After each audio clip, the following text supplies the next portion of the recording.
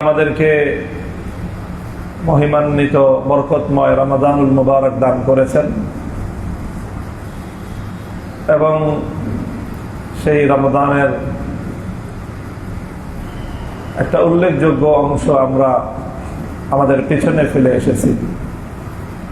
এখনো রমাদানুল মুবারকের 2/3 বেশি আমাদের সামনে অবশিষ্ট আছে। আমি কোরআনে কারীমের যে আয়াতটি তিলাওয়াত করেছি এটি একটি নসিহত, একটা উপদেশ। এই উপদেশটা দিয়েছিলেন হযরত মুসা আলাইহিস সালাতু ওয়াস সালাম কারূনকে লক্ষ্য করে। আমরা জানি কারূনের নাম প্রসিদ্ধ নাম পৃথিবীর ইতিহাসে আল্লাহর অবাধ্যতা এবং আল্লাহর নবীদের সাথে অসদাচরণের যে সকল ইতিহাস রয়েছে এবং যাদের নাম এক্ষেত্রে উল্লেখযোগ্য তার মধ্যে একটা নাম হলো কারূন। মুসা আলাইহিস সালাতু ওয়াস সালামের বিরুদ্ধাচরণের ক্ষেত্রে ফিরআউন, কারূন এবং হামান এই তিনটা নাম কোরআনে কারীমের মধ্যে উল্লেখ হয়েছে। তার মধ্যে সবচেয়ে বেশি হলো ফিরআউন, তারপরে নাম এসেছে কারূনের। মুসা আলাইহিস সালাতু ওয়াস সালাম কারূনকে উপদেশ দিতে গিয়ে বললেন, ওয়াবতাগি ফীমা আতাকাল্লাহুদ দারাল আখিরাহ, হে কারূন, তোমাকে আল্লাহ পাক রব্বুল আলামিন যা কিছু দিয়েছেন এটা দিয়ে তুমি পরকাল অর্জন করার চেষ্টা করো। আতাকাল্লাহু আদ-দারাল আখিরাহ, পরকালকে অর্জন করার চেষ্টা করো। ওয়ালা তানসা নাসীবাকা মিনাদ দুনিয়া, আর দুনিয়াতে তো চিরদিন থাকবা না, অল্প কিছুদিন দুনিয়াতে থাকবা, আর চিরকাল থাকতে হবে পরকালে। সুতরাং দুনিয়া থেকে, ইহকাল থেকে পরকালে তোমার যে নিজের পাওনা, সেই পাওনাটা এখান থেকে ওখানে নিয়ে যেতে, ট্রান্সফার করতে ভুল করো না। অর্থাৎ আমরা এক দেশে থাকি, কোথাও প্রবাসে গেলাম, প্রবাসে গিয়ে টাকা পয়সা কিছু কামাই হলো, সম্পদ উপার্জন হলো। আমি তো আর প্রবাসে স্থায়ী না, প্রবাসে গিয়েছি কোনো একটা কাজে, আবার আমি আমার নিজের দেশে ফিরে আসব। তো প্রবাসে গিয়ে আমার যা টাকা পয়সা উপার্জিত হলো সেটা যেন আমি প্রবাসেই রেখে চলে না আসি, ওটা আমি আসার আগেই আমার দেশে কিভাবে ট্রান্সফার করব সেটার উদ্যোগ যেন গ্রহণ করি। এই পরামর্শটাই মুসা আলাইহিস সালাম কারূনকে দিলেন। ওয়ালা তানসা নাসীবাকা মিনাদ দুনিয়া, দুনিয়া থেকে তুমি তোমার পাওনা হিস্সা পরকালে নিয়ে যেতে ভুল করো না। এটা 2 নম্বর পরামর্শ। 3 নম্বর পরামর্শ দিলেন, وأحسن كما أحسن الله إليك ولا تبغي الفساد في الأرض, আল্লাহ যেরকম তোমার উপর অনুগ্রহ করেছেন তুমিও অন্যদের উপর তেমনই অনুগ্রহ করো। পৃথিবীতে বিশৃঙ্খলা সৃষ্টি করার চেষ্টা করো না, কারণ আল্লাহ পাক রব্বুল আলামিন বিশৃঙ্খলা সৃষ্টিকারীদেরকে পছন্দ করেন না। 3টা উপদেশ দিলেন। 1 নম্বর হলো, তোমাকে আল্লাহ যা কিছু দিয়েছেন সেটার দ্বারা তুমি পরকাল অর্জন করার চেষ্টা করো। 2 নম্বর হলো, দুনিয়া থেকে যাওয়ার সময় নিজের পাওনাটা এখান থেকে নিয়ে যেতে ভুল করো না। 2 নম্বর। আর 3 নম্বর হলো, আল্লাহ তোমাকে যেরকম অনুগ্রহ করেছেন তুমি অন্যদের উপর সেভাবে অনুগ্রহ করো, আর বিশৃঙ্খলা সৃষ্টি করার চেষ্টা করো না। এই শেষ উপদেশের মধ্যে 2টা কথা একসাথে যুক্ত করে দিয়েছেন। এ থেকে বোঝা যায় যে যাকে আল্লাহ পাক রব্বুল আলামিন সুযোগ দিয়েছেন অন্যের উপকার করার, অন্যের উপর অনুগ্রহ করার, সে যদি সেই অনুগ্রহটা না করে তাহলে এটার দ্বারাই পৃথিবীতে বিশৃঙ্খলা সৃষ্টি হয়। এটার দ্বারা পৃথিবীতে বিশৃঙ্খলার সৃষ্টি হয়, এটা কোরআনের এই আয়াতের দ্বারা বোঝা যায়। আমরা এই তিনটা কথার উপরে মুসা আলাইহিস সালাতু ওয়াস সালামের এই তিনটি উপদেশের উপর সংক্ষেপে কয়েকটা কথা আমি আপনাদের সামনে আরজ করি। প্রথম তো এটা একটা সর্বকালীন, একটা সার্বজনীন একটা উপদেশ যে তোমাকে আল্লাহ যা কিছু দিয়েছেন। আমরা জানি যে কারুনকে আল্লাহ পাক রব্বুল আলামিন অঢেল সম্পদ দান করেছিলেন। পৃথিবীতে সম্পদশালিতার দিক থেকে কারুন হলো এক দৃষ্টান্ত। সে এক প্রবাদ প্রতিম মানুষ, যে সম্পদের মালিকানা, ধনাঢ্যতা, এই ক্ষেত্রে পৃথিবীতে একজন প্রবাদ সমব্যক্তিত্ব হলো বা নাম হলো কারুন। তো আল্লাহ পাক রব্বুল আলামিন এখানে মুসা আলাইহিস সালামের উপদেশ উদ্ধৃত করতে গিয়ে সম্পদের কথা বিশেষভাবে উল্লেখ করেন নাই, শুধু বলেছেন ফিমা আতাকাল্লাহ, আল্লাহ তোমাকে যা কিছু দিয়েছেন, যেটাই দিয়েছেন সেটার দ্বারাই তুমি পরকাল অর্জন করার চেষ্টা করো। তো আল্লাহ আমাদেরকে যাকে যেটাই দিয়েছেন, এখানে উপদেশটা যদিও মুসা আলাইহিস সালাম কারুনকে লক্ষ্য করে করেছেন, কিন্তু এখানে নাম নির্ধারণ করা হয় নাই। এই উপদেশ দুনিয়ার প্রতিটি মানুষের জন্য। যাকে আল্লাহ যেই সুযোগটুকু দিয়েছেন, যাকে আল্লাহ যেই নিয়ামত দিয়েছেন, প্রত্যেক ব্যক্তির করণীয় হলো আল্লাহ প্রদত্ত সেই নিয়ামতের মাধ্যমে পরকালকে অর্জন করার চেষ্টা করা, পরকালকে অর্জন করার চেষ্টা করা। আর দ্বিতীয় কথাটাও এর চেয়ে আরো হৃদয়গ্রাহী, ওয়ালা তানসা নাসীবাকা মিনাদ দুনিয়া, দুনিয়া থেকে আখিরাতের দিকে যাওয়ার সময় নিজের হিস্সাটা নিয়ে যেতে ভুল করো না, নিজের হিস্সা নিয়ে যেতে ভুল করো না। এখানে কোরআনের শব্দ হলো নাসীবাক, নাসিব মানে হলো যার যার নিজের অংশ। দুনিয়া থেকে যাওয়ার সময় তুমি তোমার নিজের অংশটা নিয়ে যেতে ভুল করো না। নিজের অংশ নিয়ে যেতে ভুল করার অর্থটা কি? দেখেন হাদিসের মধ্যে আসছে, রাসূল সাল্লাল্লাহু আলাইহি ওয়াসাল্লাম বলেন, ইয়াকুলু ইবনু আদম মালি মালি। দুনিয়ার মানুষের একটা নেচারের স্বভাব হলো দুনিয়ার সবকিছু মানুষ নিজের বলে একটা পরিচয় দিতে স্বাচ্ছন্দ্য বোধ করে। এই যে আমার বাড়ি, এই যে দেখতেছেন হুজুর গাড়িটা কিনছে আমার গাড়ি, এই যে আমার প্রপার্টি, এই যে আমার ফ্যাক্টরি, অর্থাৎ সব কিছু মানুষ নিজের দিকে সম্পৃক্ত করতে মানুষ প্রাউড ফিল করে, স্বাচ্ছন্দ্য বোধ করে, গর্ব বোধ করে। আল্লাহ রাসূল সাল্লাল্লাহু আলাইহি ওয়াসাল্লাম বলে যে বোকা, এটা বোকামি। তুমি কি বলতেছো? কোন সম্পদ কার? কোনটাকে তুমি তোমার বাড়ি বলে দাবি করতেছো? কোনটাকে তুমি তোমার অ্যাসেট বলে দাবি করতেছো? ওয়াহাল্লাকা ইল্লা মা আকালতা ফাআফনাইতা আও লাবিসতা ফাআবলাইতা আও তাসাদ্দাকতা ফাআমজাইতা।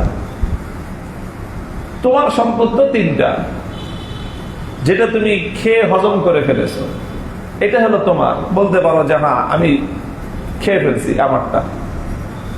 অথবা যেটা তুমি পরিধান করে, যেটাকে তুমি পুরনো করে ফেলছো, এটা ব্যবহার অযোগ্য হয়ে গেছে, এটা তুমি ব্যবহার করে ফেলছো, এটা তোমার। আর এই দুটোর বাইরে 3 নম্বর আরেকটা আছে তোমার সম্পদ, যেটা তুমি আল্লাহর রাস্তায় সাদাকা করে এটাকে তুমি ডিপোজিট করে রাখছো। ব্যাস, এই তিনটাই তোমার সম্পদ। আর বাকি যা তুমি বলতেছো এর কোনোটাই তোমার সম্পদ না। এমনকি ইসলামী শরীয়তের মাসআলা অনুযায়ী মানুষ মৃত্যুর আগেই এই সকল সম্পদের উপর থেকে মানুষের নিজের কর্তৃত্ব এবং তার মালিকানা খতম হয়ে যায়। কোন একজন মানুষ যদি সে মৃত্যুর শয্যায় শায়িত হয়, এখনো তার মৃত্যু হয় নাই, এটাকে বলা হয় মরজে ওয়াফাত। মৃত্যু রোগ, যেই রোগটায় মানুষের আশঙ্কা হয় যে সে মারা যাবে, সেই মরজে ওয়াফাতের মধ্যে মানুষ তার নিজের সম্পদ চাইলে আরেকজনকে দান করতে পারে না। এই দান করলে ইসলামী শরীয়তে সেই দান কার্যকর হয় না। আরেকজনকে ওসিয়ত করলে যে অমুককে দিও, এটাও কার্যকর হয় না। কেন কার্যকর হয় না? কারণ তুমি যেদিন হাসপাতালে অ্যাডমিট হইছো, সেই দিনই তোমার সমস্ত সম্পদ পরবর্তী অন্যদের নামে আল্লাহর পক্ষ থেকে ট্রান্সফার হয়ে গেছে। এটা এখন শুধু তোমার টাকা থেকে হাসপাতালের বিল দিবে, আর অ্যাম্বুলেন্সের বিল দিবে, আর লাশবাহী গাড়ির বিল দিবে, আর তোমার টাকা থেকে শুধুমাত্র তোমার কাফন দাফন হবে, আর বাকি সব টাকা ইতিমধ্যে অন্যের নামে ট্রান্সফার হয়ে গেছে। এটা তো মানুষ দুনিয়াতে জীবিত থাকা অবস্থায় হয়ে যায়। জীবিত থাকা অবস্থাতেই মানুষের সম্পদের উপর মানুষের নিজের কর্তৃত্ব এবং তার মালিকানা খতম হয়ে অন্যের নামে এটা স্থানান্তরিত হয়ে যায় এবং অন্যের মালিকানা প্রতিষ্ঠিত হয়ে যায়। এটা ইসলামের বিধান, আল্লাহর বিধান। তো যাই হোক, এই যে কথাটা মুসা আলাইহিস সালাতু ওয়াস সালাম বললেন, ওয়ালা তানসা নাসীবাকা মিনাদ দুনিয়া, দুনিয়াতে মানুষ দুটো নষ্ট করে গেল, একটা খেয়ে শেষ করলো আর একটা পরিধান করে শেষ করলো। এই দুটো মানুষের আরেকটা হলো নিজের তাসাদ্দাকতা ফাআমজাইতা, যেটা আল্লাহর রাস্তায় তুমি ডিপোজিট করে রাখলা, সঞ্চয় করে রাখলা সাদাকার মাধ্যমে, এটাই হলো তোমার নামে সঞ্চিত থাকলো। আর এছাড়া বাকি যত সম্পদ, যত অ্যাসেট দেখতেছো, এই পুরোটাই তোমার না।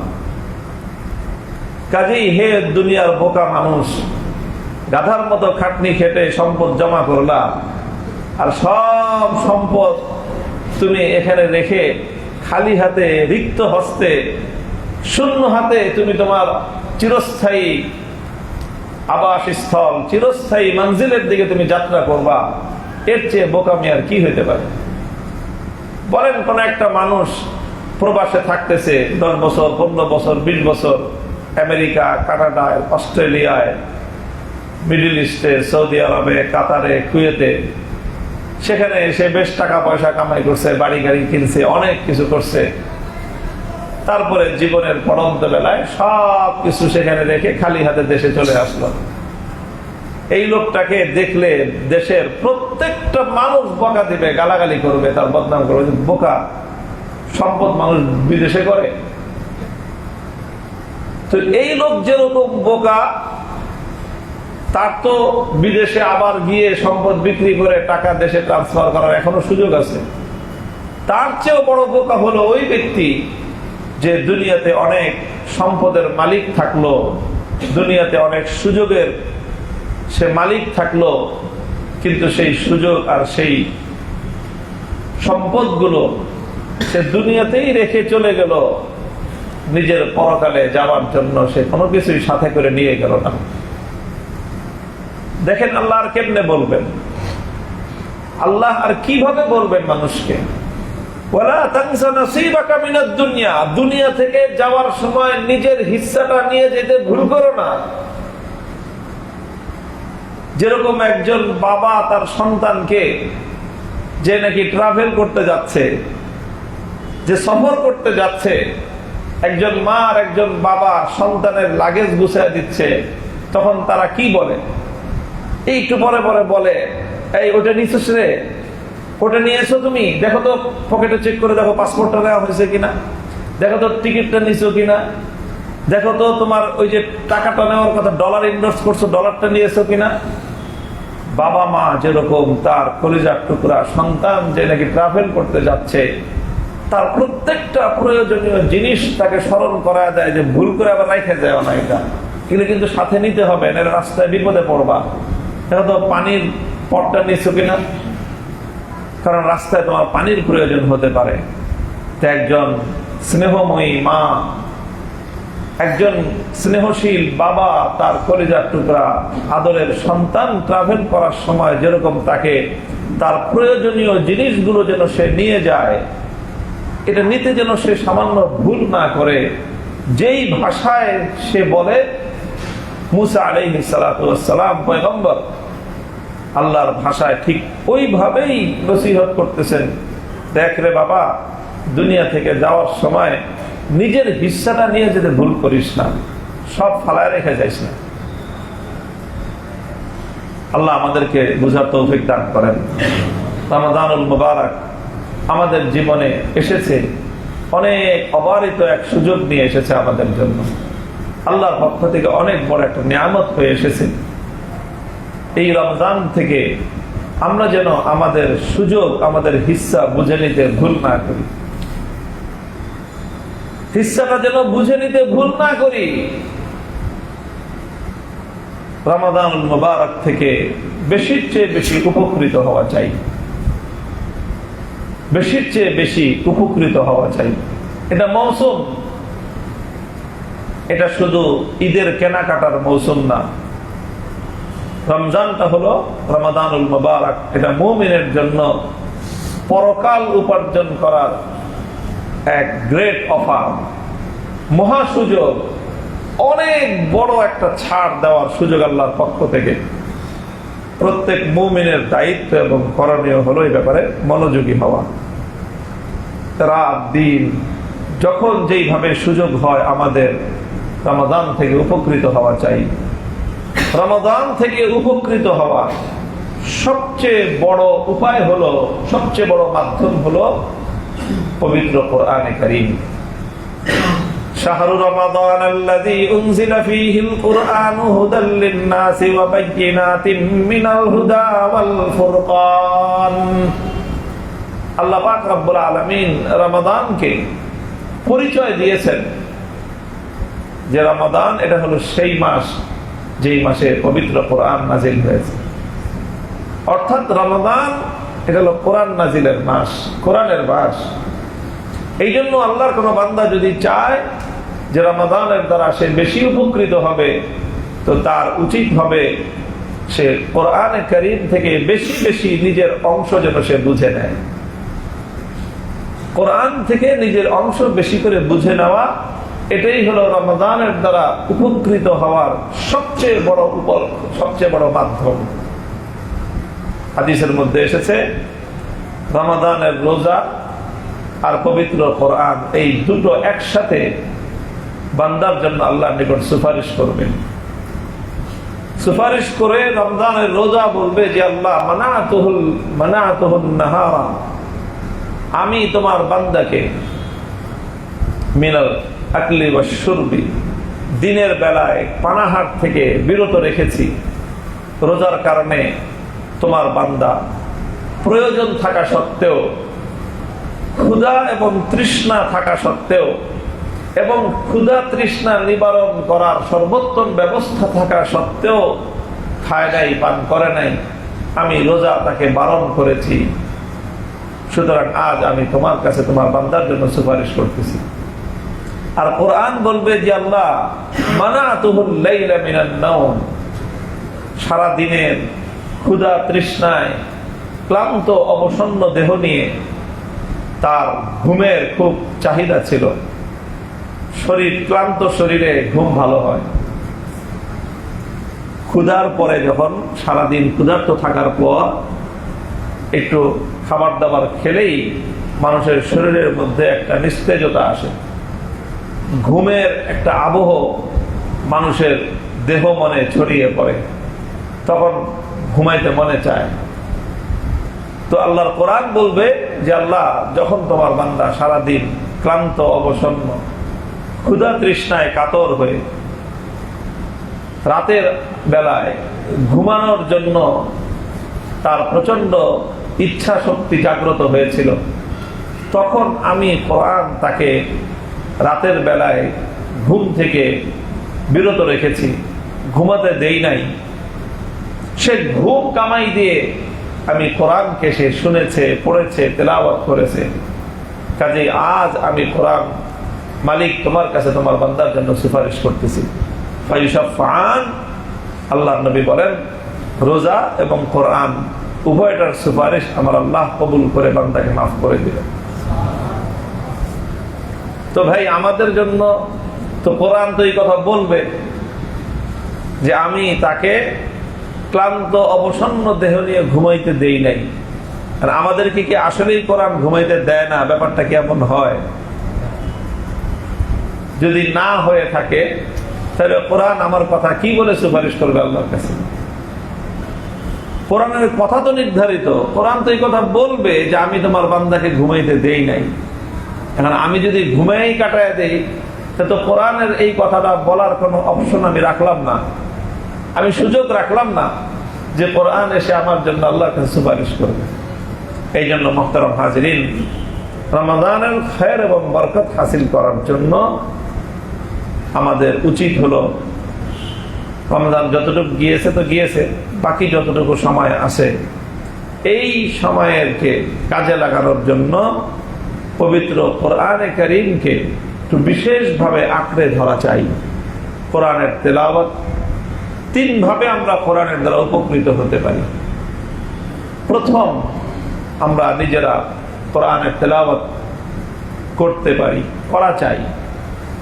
যারা কোরআন শুদ্ধ করে তেলাওয়াত করতে পারি না তারা রমজান উপলক্ষে যতটুকু সময় আছে শেখার চেষ্টা করি, আর যতটুকু পারি ততটুকু বারবার পড়ি, বারবার পড়ি, বারবার পড়ি। আর যারা মোটামুটি তেলাওয়াত পারি করতে, তাদের তো রমজান উপলক্ষে খতমের পর খতম কোরআন তেলাওয়াত করার টার্গেট নেওয়া চাই। এক নম্বর হলো তেলাওয়াত করা, দুই নম্বর হলো কোরআনের তেলাওয়াত শোনা, শ্রবণ করা। কোরআনের তেলাওয়াতের নিজে করার মাধ্যমে যেরকম সওয়াব পাওয়া যায়, তেলাওয়াত শোনার মাধ্যমেও সেম এবং সমপরিমাণ সওয়াব হাসিল করা যায়।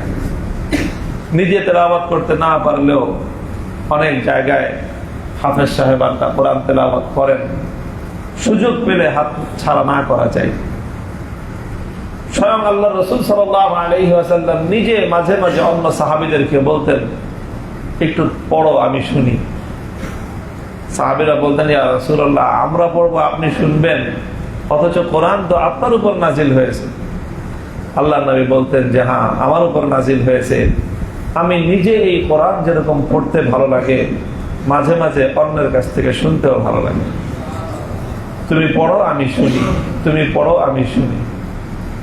কোন কোন সময় আল্লাহ নবী নিজে বলতেন যে আল্লাহ আমাকে বলছেন তোমার কাছ থেকে তেলাওয়াত শুনতে।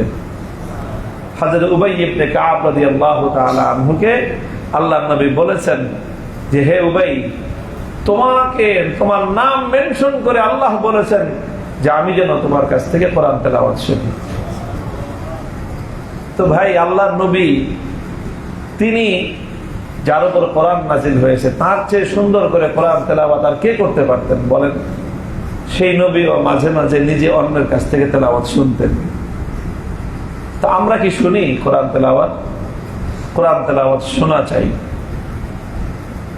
এটা ওই রেকর্ডারের তেলাওয়াত শুনলে সওয়াব হবে না, রেকর্ডারের তেলাওয়াত না, এটা মানে জীবন্ত মানুষের তেলাওয়াত শুনতে হবে সওয়াব পেতে হলে। রেকর্ডারের তেলাওয়াত শুনলে এটা উলামায়ে কেরামের কথা হলো যে এটার দ্বারা কোরআন তেলাওয়াত শোনার সওয়াব হবে না। যেমন নাকি রেকর্ডার অন করে দিয়ে তারাবি পড়লে হবে, এটা যেরকম হবে না ওইরকম কোরআনের তেলাওয়াত রেকর্ডার ছেড়ে শুনলে, কম্পিউটারে ছেড়ে, মোবাইলে ছেড়ে শুনলে এটার দ্বারা সওয়াব হবে না। এজন্য মানুষের তেলাওয়াত একেবারে সরাসরি শুনতে হবে। এটা দুই নম্বর কোরআন তেলাওয়াতের কোরআনের। আর তৃতীয় হলো কোরআনে কারীমের একটু বোঝার চেষ্টা করি। উলামায়ে কেরাম কোরআনের অনুবাদ লিখেছেন, তাফসীর লিখেছেন। নিজে দিনের একটা সময়, আধা ঘন্টা 1 ঘন্টা সময় যেই সূরাগুলো নামাজের মধ্যে বেশি বেশি তেলাওয়াত করা হয় সেই সূরাগুলোর একটু অর্থ বুঝি, কি বলেছেন আল্লাহ পাক রব্বুল ইজ্জত। তো কোরআন নিজে তেলাওয়াত করি, তেলাওয়াত শুনি, কোরআন বোঝার চেষ্টা করি। এই তিন উপায়ে আমরা কোরআনে কারীমের সাথে রমাদান মুবারক উপলক্ষে বিশেষ সম্পর্ক তৈরি করতে পারি। মনে রাখতে হবে যে এই কোরআনটা, দেখেন আমি অনেক সময় একটা দৃষ্টান্ত দিয়ে একটা কথা বলি। আমাদের বাংলা ভাষায় একটা প্রবাদ আছে, একটা কিংবদন্তি আছে, সেটা হলো পরশ পাথর। পরশ পাথর নাম শুনছেন? ফার্সিতে বলে কি মিয়া। পরশ পাথর কি জিনিস? পরশ পাথরের কিংবদন্তি গল্পটা হলো এরকম, গল্পের মধ্যে অনেক কথা থাকে না?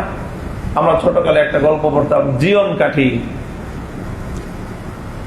তো সেই পরশ পাথর এরকম একটা গল্প যে এমন একটা পাথর আছে পৃথিবীতে, যদি কোনো ধাতব পদার্থের সাথে এই পাথরটা স্পর্শ লাগে তাহলে সেই ধাতব এটা স্বর্ণে পরিণত হয়ে যায়। লোহার সাথে লাগলে লোহার স্বর্ণ হয়ে যাবে, পিতলের সাথে লাগলে, তামা কাঁসা যেটার সাথে লাগুক, পরশ পাথরের স্পর্শ লাগলে সেটা কি হয়ে যায়? স্বর্ণের পরিণত হয়ে যায়। আসলে কি বাস্তবে পৃথিবীতে এমন কোন পরশ পাথর আছে যে লোহা স্বর্ণ হয়ে যাবে? পৃথিবীতে এরকম কিছু গল্প আছে, বাস্তবে নাই, কথায় আছে। যেরকম আবে হায়াত, এমন এক পানি আছে, ওই পানি স্পর্শ লাগলে মানুষ, মরা মানুষ কি হয়ে যাবে? জিন্দা হয়ে যাবে। তো ঠিক এরকম পরশ পাথর নামে এরকম একটা জিনিস আছে যে যেটা স্পর্শ লাগলে, ছোঁয়া লাগলে লোহা স্বর্ণ হয়ে যায়। আচ্ছা বলেন, যদি এরকম একটা পরশ পাথর কারো কাছে থাকতো, তো সে টনকে টন রড কিনতো আর পরশ পাথর দিয়ে ঘুষে খালি স্বর্ণ বানাইত, কি অবস্থাটা হইতো তার? 1 টন রড কত টাকা? 80,000 প্লাস মাইনাস। আর 1 টন স্বর্ণের দাম কত?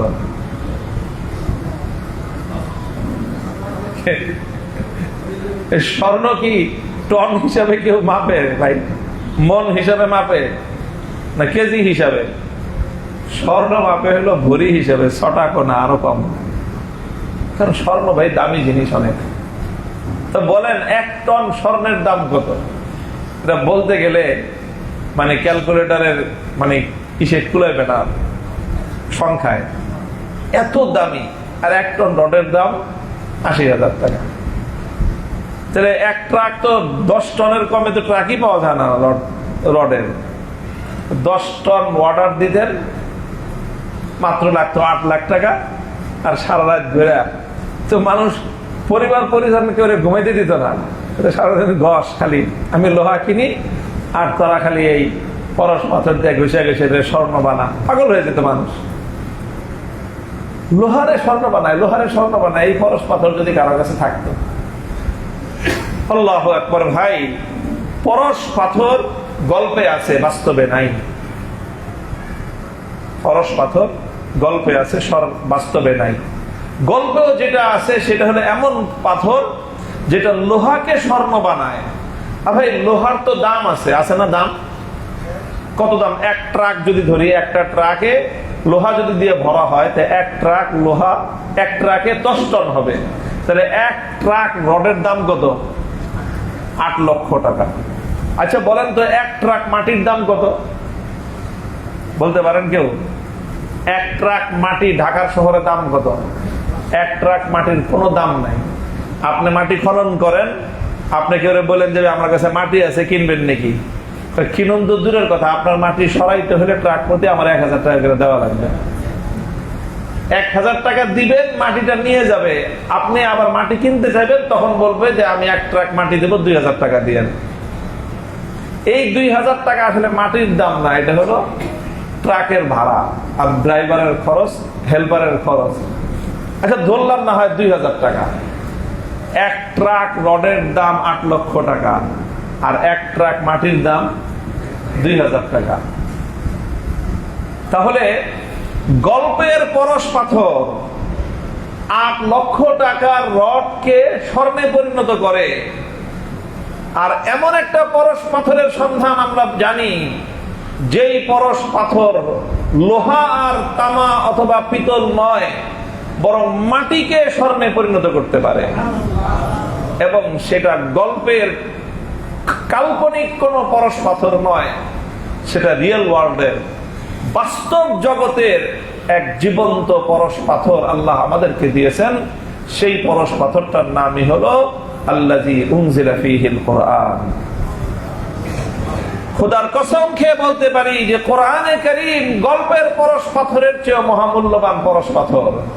কারণ গল্পের পরশ পাথর লোহাকে সোনা বানায়, আর বাস্তব আল্লাহর কোরআন নামক যেই পরশ পাথর আমাদের কাছে আছে, এটা মাটির মানুষকে সোনার মানুষ বানায়, মাটির মানুষকে স্বর্ণের মানুষ বানায়। এই কোরআন যেখানে তার ছোঁয়া লেগেছে সেখানেই সোনার ফসল ফলেছে। রমজানুল মুবারকের দাম কত বেশি বেড়েছে, হাদিসের ভাষ্য অনুযায়ী প্রত্যেকটি ইবাদত, প্রতিটি ফরজ ইবাদত, মান তাকাররাবা ফীহি বিখাসলাতিন মিনাল ফারদি মিন ফারদিন কানা কামান আদা 70 ফরিজাতান ফীমা সিওয়া। অন্য মাসে 70টা ফরজ আদায় করার সমপরিমাণ সওয়াব পাওয়া যায়। তাহলে রমজানের দাম তো মিনিমাম 70 গুণ বাড়লো প্রতিটা মুহূর্তে, প্রত্যেকটা মোমেন্টের। আপনি রমজানে একটা রাকাত নামাজ পড়বেন, 70 রাকাত নামাজের সওয়াব কমপক্ষে। আর আরেকটা রাত আছে লাইলাতুল কদর। আমরা জানি যে লাইলাতুল কদরের দাম কত? খায়রুম মিন আলফি শাহর। একদিকে একটা রাত, আর একদিকে হলো 1000 মাস। 1000 মাস মানে হলো প্রায় 30,000 রাত এবং দিন। এটাকে যদি আবার মানে ইন্টু 2 দিয়ে ইন্টু করা হয়, তাহলে হয়ে যাবে 60,000 রাত। একটা রাতের দাম 60,000 রাতের দামের চেয়ে বেশি। এটা হলো লাইলাতুল কদর। লাইলাতুল কদরের দাম এত কেন? আল্লাহর কোরআন বলেছে ইন্না আনজালনাহু ফি লাইলাতুল কদর। কারণ লাইলাতুল কদরের মূল্য এত বেশি হওয়ার কারণ হলো লাইলাতুল কদরে আল্লাহ কোরআন নাজিল করা শুরু করেছেন। তো ভাই, কোরআন এমন একটা জিনিস, এটা যেই রাতে নাজিল হয় সেই রাতের দাম হয়ে যায় 60,000 গুণের চেয়ে বেশি। এটা যেই মাসে নাজিল হয় সেই মাসের দাম বৃদ্ধি পেয়ে যায় কমপক্ষে 70 গুণের চেয়ে বেশি। মনে রাখবেন, আল্লাহ এই কোরআন কোন মাসকে দামি করার জন্য নাজিল করেন নাই, কোন রাতকে মূল্যবান করার জন্য আল্লাহ কোরআন নাজিল করেননি। এরপরেও কোরআন এমন এক জিনিস, এটা যেখান দিয়ে যায়, যেখানেই ছোঁয়া লাগে সেখানেই দাম বেড়ে যায়, সেখানেই মূল্য বেড়ে যায়। এই কোরআন নাজিল হওয়ার মূল উদ্দেশ্য হলো মানুষের মূল্য বৃদ্ধি করা। সেই কোরআন যদি সেই মানুষের জীবনে কোরআনের ছোঁয়া লাগে, মানুষের হৃদয়ে যদি কোরআনের ছোঁয়া লাগে, মানুষের পক্ষে যদি কোরআনের স্পর্শ লাগে, আল্লাহর কসম সেই মাটির মানুষ স্বর্ণ নয়, হীরার মানুষের চেয়ে দামি মানুষে পরিণত হবে। আল্লাহ পাক রব্বুল আলামিন এই কোরআন, রমজানকে কোরআনের মাস বানিয়েছেন। আমাদের নবী মুহাম্মদুর রাসূলুল্লাহ সাল্লাল্লাহু আলাইহি ওয়াসাল্লাম রমজান মাস আসলে অন্য সব কাজ বাদ দিয়ে কোরআন নিয়ে পড়ে থাকতেন। প্রতি রাত্রে জিবরিল আলাইহিস সালাতু ওয়াস সালাম নবীজির কাছে আসতেন, ওয়া ইউদারিসুল কোরআন। সারাটা রাত নবীজি এবং জিবরিল আমিন একজন আরেকজনকে কোরআন তেলাওয়াত করে শোনাতেন। একবার নবী শোনাতেন, আর একবার জিবরিল শোনাতেন। এইভাবে প্রতি বছর শুধুমাত্র রমজানের রাতগুলো আল্লাহর নবীর কাটতো জিবরিল আলাইহিস সালামের সাথে কোরআন তেলাওয়াত শোনাশুনি করে। যে বছর আল্লাহর নবী ইন্তেকাল করবেন, শেষ বছর জিবরিল আমিনকে আল্লাহ বললেন যে এই বছর আর ডবল শোনাও। কারণ আল্লাহ জানতেন যে এটাই নবীর জীবনের শেষ রমজান। এই জন্য শেষ বছর নবীজি জিবরিল আমিনের সাথে 2 বার কোরআন শুনিয়েছেন পুরা রমজানে। নবীজিও 2 বার শুনিয়েছেন, জিবরিল আমিনও 2 বার শুনিয়েছেন। তাহলে 2 বার 4 খতম কোরআন আল্লাহ রাসূল এবং জিবরিল আলাইহিস সালাতু ওয়াস সালাম তারা বসে বসে তেলাওয়াত করেছেন। 4টা খতম আল্লাহর নবী জিবরিল আলাইহিস সালামের সাথে করেছেন এক রমজানে। আমাদের রমজানে কোরআনের তেলাওয়াত কতটুকু হয়? কোরআনকে আমরা কতটুকু সময় দেই? মুহতারাম হাজরিন, আমি কথা শেষ করতেছি এই কথার উপরে যে রমাদানকে যদি আমরা কেউ মূল্যবান বানাতে চাই, রমাদান থেকে নিজের হিস্সা যদি পরিপূর্ণ বুঝে নিতে চাই, ওই রোজা তো রাখে সবাই, ডায়েট করলেও মানুষ না খেয়ে থাকে, কিটো ডায়েট যারা করে 24 ঘন্টা মানে 18 ঘন্টা এমনি না খেয়ে থাকে। রমাদানে না খেয়ে থাকাটাই শুধুমাত্র রোজা নয়, বরং এখান থেকে নিজের তাকওয়া অর্জন করা, নেকি অর্জন করার একটা চেষ্টা, এটাই হলো প্রকৃত রমজান। এই জন্য আল্লাহ পাক, আল্লাহ রাসূল সাল্লাল্লাহু আলাইহি ওয়াসাল্লাম রমজানের দ্বারা উপকৃত হওয়ার জন্য একটা শব্দ উল্লেখ করেছেন, সেটা হলো ইহতিসাবান, নেকির উদ্দেশ্যে। যে ব্যক্তি নেকির উদ্দেশ্যে রোজা রাখবে, যে ব্যক্তি নেকি কামাই করার জন্য রোজা রাখবে, আল্লাহ রাসূল বলেছেন তার পূর্বের সকল গুনাহ আল্লাহ মাফ করে দিবেন। কাজে নেকি কামাই করার একটা উদ্দেশ্য রমজানে থাকতে হবে, যে আমি কিভাবে বেশি নেকি কামাই করতে পারি, বেশি সওয়াব উপার্জন করতে পারি। আর বেশি নেকি, বেশি সওয়াব উপার্জন করার সবচেয়ে উত্তম উপলক্ষ হলো কোরআনে কারীম। আসুন আমরা আমাদের রমজানকে কোরআনময় করি, যার পক্ষে যত বেশি সম্ভব হয় আমরা কোরআনের স্পর্শে আসি, নিজেদের ঘরগুলো যেন কোরআনের তেলাওয়াতের দ্বারা আলোকিত হয়, উজ্জীবিত হয়। আমি তেলাওয়াত করব, আমার স্ত্রী তেলাওয়াত করবে, আমার ছেলে মেয়েরা তেলাওয়াত করবে, আমার বাবা মা তেলাওয়াত করবে। পূর্ণ মুমিনের ঘর কোরআনের তেলাওয়াতের ঘর হবে। এটাই হলো মুমিনের রমজান হওয়া চাই। আল্লাহ আমাদের সকলকে তৌফিক দান করেন। ওয়া আখিরু দাওয়ানা আলহামদুলিল্লাহ।